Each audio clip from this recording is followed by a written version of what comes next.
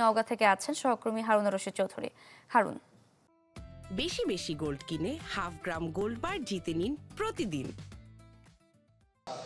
আমরা একটি আসলে বাণিজ্যিক খামার থেকে আপনাদের সঙ্গে যুক্ত হয়েছে এবং এই যে খামার, এখানে মূলত তারা এই কোরবানিকে সামনে রেখে 100টির মতো গরু মোটাতাজা করেছিল এবং যার মধ্যে প্রায় 40টির মতো গরু আসলে বিক্রি হয়ে গেছে বলে এখানকার যিনি খামার মালিক আছেন তিনি আমাদেরকে জানিয়েছেন।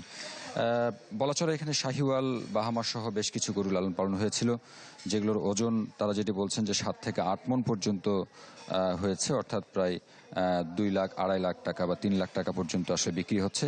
4 লাখ টাকার গরু এখানে আছে, সেগুলো কিন্তু বিক্রি হচ্ছে 7 থেকে 8 মণ, 10 মণ পর্যন্ত গরুর ওজন হয়েছে সেগুলোর। তবে যারা আসলে কিনছেন এই খামারগুলো থেকে, তারা আসলে এই মুহূর্তে এই গরুগুলো নিয়ে চলে যাচ্ছেন না, বরং তারা রেখে যাচ্ছেন কোরবানির ঠিক 1 থেকে 2 দিন আগে এই গরুগুলো নিয়ে যাবেন বলে জানানো হয়েছে। অর্থাৎ আপনি কিনলে এখানে আসলে থেকে যাবে, 1 থেকে 2 দিন আগে এগুলো নিয়ে যাওয়া যাবে, এমনটি কিন্তু বলা হচ্ছে। পাশাপাশি আপনি জানেন যে নওগাঁয় বেশ কিছু বড় বড় হাট রয়েছে, যেমন গতকালকে শুক্রবার গেছে, সেখানে চৌবাড়িয়া নামে একটি হাট, যেখানে প্রায় লক্ষাধিক গরুর আমদানি হয়েছিল।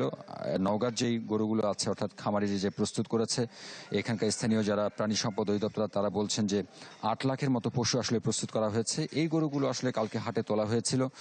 পাশাপাশি মাতাজি হাট আছে, এরকম বেশ কিছু হাট আছে, সেগুলোতে আসলে গরুগুলোর তোলা হচ্ছে। তবে হাটের আমরা যতটুকু দেখেছি যে 1 লাখ টাকা কিংবা 1 লাখের নিচে, অর্থাৎ 80-90 হাজার টাকার মধ্যে যে গরুগুলো পাওয়া যাচ্ছে, সেগুলোর চাহিদা আসলে বেশি। প্রতি বছরই তাই থাকে এবং প্রতি বছরই একটি চিত্র পাল্টায় না। সেটি হচ্ছে যারা বিক্রেতা আছেন তারা কিন্তু বলেন যে আসলে তাদের লোকসান গুনতে হচ্ছে। এবারও তাই তারা বলেছেন যে বেশ খানিকটা লোকসানের মুখে তাদেরকে পড়তে হচ্ছে। যদিও বা ঈদের আরো বেশ খানিকটা দেরি আছে, আমরা হয়তো অন্য কোনো হাট থেকে এরপর আপনাদেরকে জানাতে পারবো। হারুন, ধন্যবাদ আপনাকে। দর্শক, আমরা খামারিদের ব্যস্ততার খবর জানছিলাম কোরবানির ঈদ ঘিরে।